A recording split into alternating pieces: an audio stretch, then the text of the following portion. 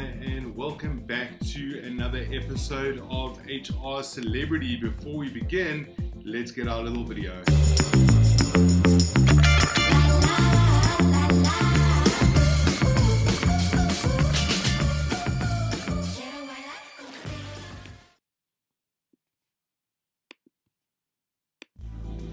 Man, I'm off my game today, guys.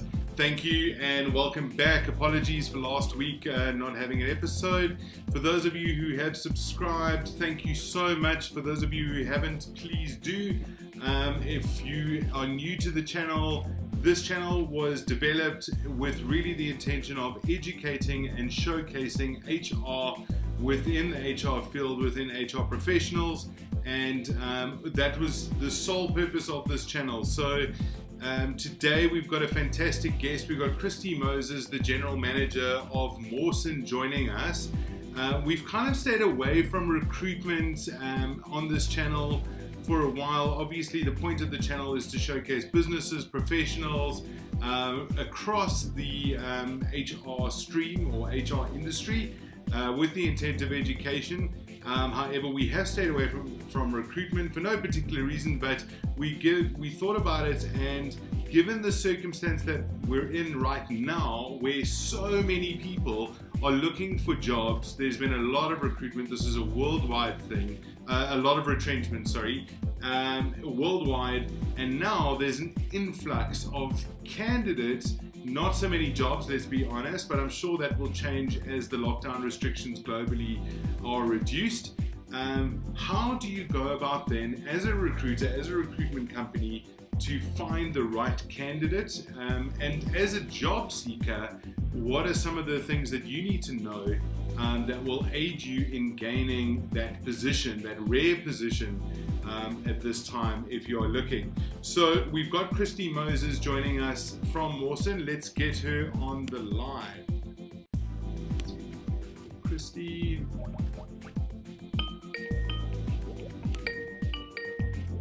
My awesome Skype download. Let's see if we can get her on the line. Hi, Christy. Afternoon, Brian. How's it, Christy? Thank you very much for joining us on HR Celebrity. I really appreciate having you here and appreciate you joining us during a time that I know must be particularly busy for you. So thank you very much for joining us today. Great. Thank you for having me. I look forward to it. Christy, before we begin, tell us a little bit about yourself as well as a little bit about Moreson. Okay, great. Well, I'm currently running a local branch for Moreson, South Africa. The company specializes in mostly technical recruitment, both locally and globally. And we have focus on niche markets in the engineering sector. And we've been established in Johannesburg now for the past 10 years. So yeah, it has been quite a journey, and have gained a lot of experience so far. Awesome. So you're talking about recruiting the correct candidate today, which I'm sure the viewers will be very interested in, especially, as I was saying before you came on, at a time when there are so many candidates, but the jobs are scarce. Let's not beat around the bush with the pandemic, and I'm sure that will change. But what do you do once you've received a requirement or a job spec? Where do you start? Okay, so thanks again for having me. It's obviously something that I'm passionate about, and I think a lot of our viewers can gain some of the insights that we'll be discussing. So firstly, it is really, really important for the talent specialists or the recruiters to always make sure that the job specifications or the requirements, be it received in a verbal brief or whether it be a detailed written specification, that they scrutinize the information properly before actually going out and looking for their candidates. Now, the importance I'd like to reiterate here is having all the correct information in place, such as a relevant job title for the position. First and foremost, that is very, very important. You want to make sure that you're going to be reaching the correct audience, okay? And also, just from a recruiter's perspective, understanding the job as a whole. It's all very well, we try and look for a certain candidate. You've been given a couple of items to sort of compare against and source from, but really understanding the requirement is where the importance lies. It's often us recruiters overlook certain criteria and a lot of questions that candidates also come back with.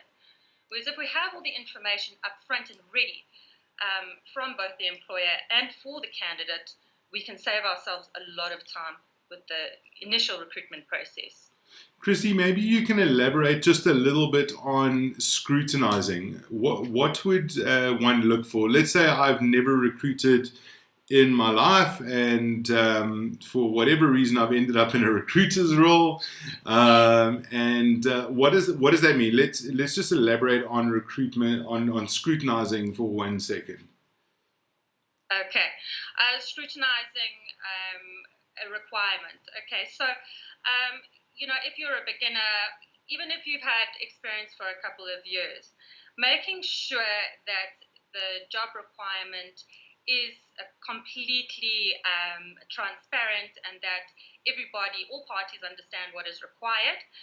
It's good to have open communication first and foremost with your client or your respective manager if it's done in company. So, you need to look out for things like what is the level of experience that is required for the position. Okay, is it somebody that needs a certification, minimum number of years experience within the field, or a field that is maybe related to that industry. Things like location is very important. So, I could really go on, but you need to make sure that there's always an understanding of the job, as I mentioned, as a whole, and then making sure that you receive the relevant minimum requirements from the client or the management team so that you can then go back and say, I understand what needs to be put out there or what I'm going to be looking for in a suitable candidate. I suppose understanding that organization, climate, culture is vital to the role as well. Otherwise, you're going to match the minimum requirements, but I suppose at the end of the day, if the candidate isn't a match, that's just a lost position. Correct. Yes, very much so. So you've scrutinized the spec and sourced any missing information. What is your next step? All right. So obviously, it will differ from specialist to specialist, whether it be agency or a company sourcing for their own employees. There are various platforms in which they can source the potential candidates, and that would be by means, obviously, of then going forward on direct marketing, be it on social media platforms, advertising on websites. They also obviously have, and I think a lot of companies use the method of advertising because there is obviously a lot happening, and they want to maybe reduce the amount of time that's needed to focus on one specific position. Advertising seems to be a go-to for many companies. Again, job sites, you could do direct sourcing where the recruiter or specialist goes and sources somebody according to the job specification, maybe the job title or key points and factors that are within the job spec. CV libraries, most job sites do have CV libraries that are relevant to the industry that you are recruiting for. And then there is also some companies who have internal databases, so candidates that have registered that would be sort of on the top of their list in terms of being considered for certain positions within the company. And of course, the good old headhunting, which is we find has been preferred more on the senior and more technical roles that we see in some of your corporate companies. Let's say I'm a junior. I'm going to throw a little spanner at you. I hope it's okay. I'm a junior. I'm a candidate. I'm looking for a job. Which CV library or which job search portal would I most likely gain traction from? Okay, so there are various job sites in South Africa. If I can mention them, Yeah. obviously there are job sites such as PNet, Careers 24, we have JobServe, and I think one of the most successful tools that one can use as a recruiter is also LinkedIn. LinkedIn is a great networking platform, obviously more on the social media side. Not really a CV library as such, but there are candidates who have the information available on LinkedIn, and you can always make contact with them if you need more information. What would you say as a candidate is LinkedIn kind of, building your profile on LinkedIn? Would you say that is your best angle to go towards at this point? Or is it more a matter of, approach everything everywhere and, you get your lucky strike? Look, it's very difficult to say. I personally think that LinkedIn is a great platform. If you want to see how somebody has advanced over the years within their career, and you have more of a background that is available to you, I think that is a great place to go to. It depends really also on the kind of job that you're applying for. Yeah, I suppose the specification would dictate which channels are key. Definitely. Now, we said in today's time, I mean, jobs are scarce, candidates are many. If you have 50, 100, 200 people applying for the job, how do you decide which candidates are going to be selected if you've just got hundreds and hundreds of candidates? And I'm sure we've all been there. In the recruitment space, everybody has been there, especially when you put administrator out. I'm just going to put it out there. It is something that I think every recruiter and every HR or talent specialist has to go through at some stage. No matter what the job is, there's a high rate of unemployment within the country, and we understand that everybody who is currently unemployed is going to try and apply wherever they can, whether they meet the criteria or not. So there will be a good amount of applications, specifically if you are going to be putting an advert out there, for example. And unfortunately, you will probably most likely receive more CVs than what you really require. Again, it depends on... Man, I remember when I used to be a recruiter, I remember just getting... I'd put a management position out at a salary, whatever the case may be, and I just got thousands and thousands of irrelevant CVs. It was, wow. I can't even imagine, and that was not as crucial a time as now. I can't even imagine how many CVs you're getting across your desk at the moment. It must just be a wave of excitement right now as far as CVs go. So in terms of the advertising side of things, a suggestion that I could maybe make is to limit the amount of time that you have your advert up. You could always go back. Let's say, for example, you put your advert up for 24 to 48 hours and allow whatever CVs to come in. Whether you receive an overflow or not, limit the time that your ad is online, because you will receive more than you need. And we don't want to spend unnecessary time having to go through the CVs. But again, like you mentioned, how do you then find the ideal candidate out of 50 or 100 applications? Yeah, how do you define a good match or a perfect match? I suppose there's never a perfect, is there? But there's very seldom. Look, if you do it right, one of the tips that I've used myself over the past couple of years is breaking it down into batches. First application should be the first that you go back and start screening. So if, for example, you have one advert up, you receive 50 CVs, start off with batching your CVs into, say, tens, for example, and start screening through those CVs. If you find your suitable candidates, if you feel somebody is a good match, ideally work against a 80% match criteria. You could negotiate maybe a 70% at minimum, but ideally for a good candidate that might be considered, we're looking for an 80% match from I suppose that profile. really comes down to the skill level available, especially, I mean, I know, like I said, when I was in recruitment back in the day, that was a very, very long time ago, things like IT professionals, you almost never got close. You kind of had to say, well, you're developing the language, so let's try that, because they just were so hard to come by. Yes. So you've sourced and shortlisted your candidates. What, in your opinion, are some of the more important factors to consider before presenting your potential candidates or candidates to your management team or your client? What are the most important factors?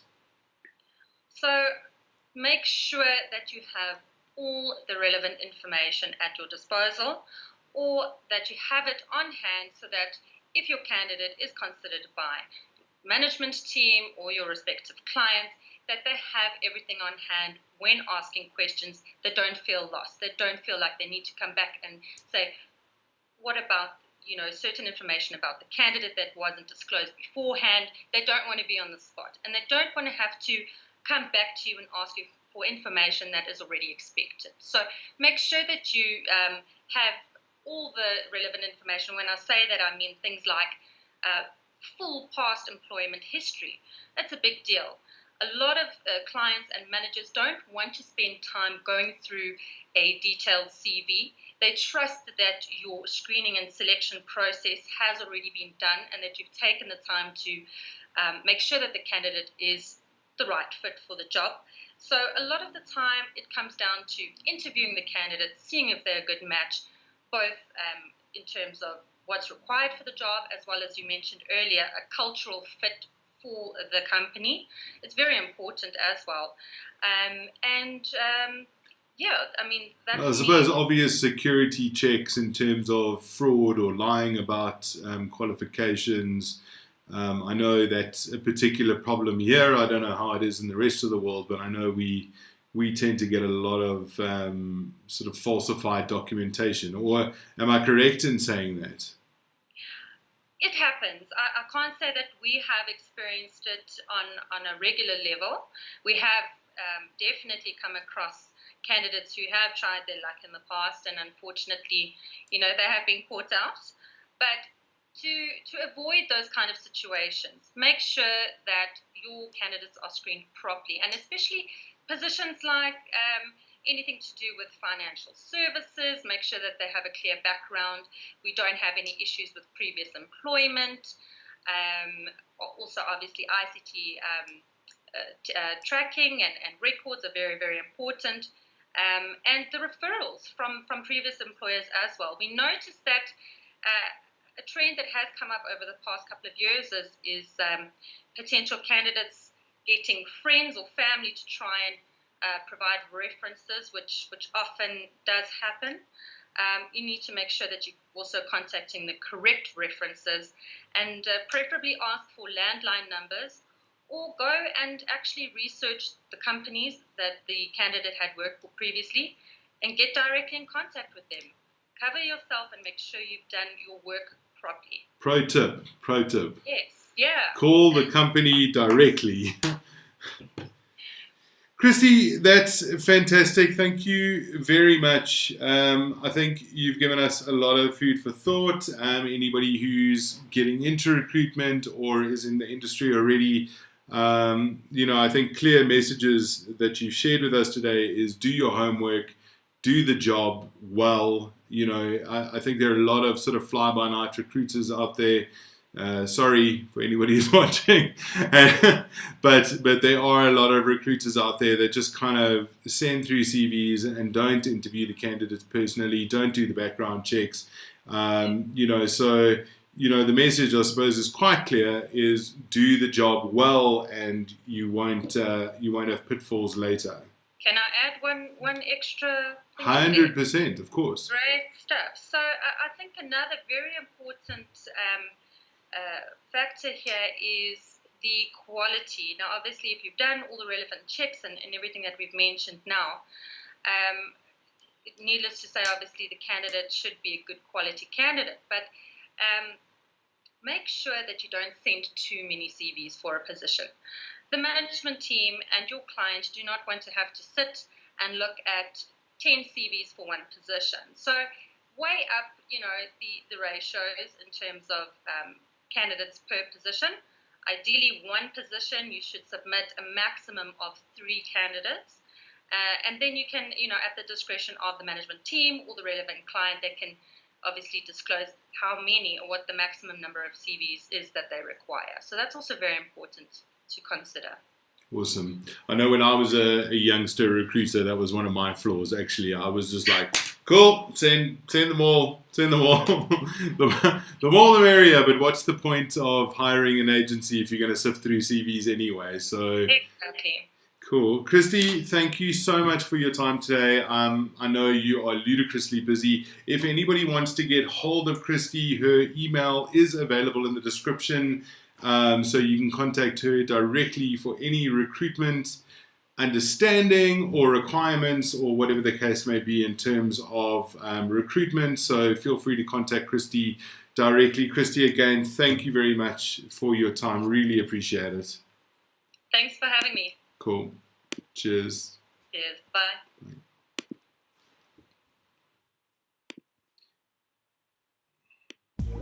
Guys, that was Christy.Moses, General Manager of Moreson, South Africa, joining us. She's very knowledgeable, so if you do need any information about recruitment, feel free to contact her at any point. Like I said, her description is available below or in the description box. Guys, if you haven't subscribed to the channel, please subscribe. We really want to build a community through HR Celebrity and enable everybody to learn and gain knowledge through the topics that we cover on this channel. So please subscribe. Please feel free to join us every week at 3 o'clock on a Thursday, general GMT time. And otherwise, until next week, have a good one, and stay safe, and we'll see you next week. Cheers.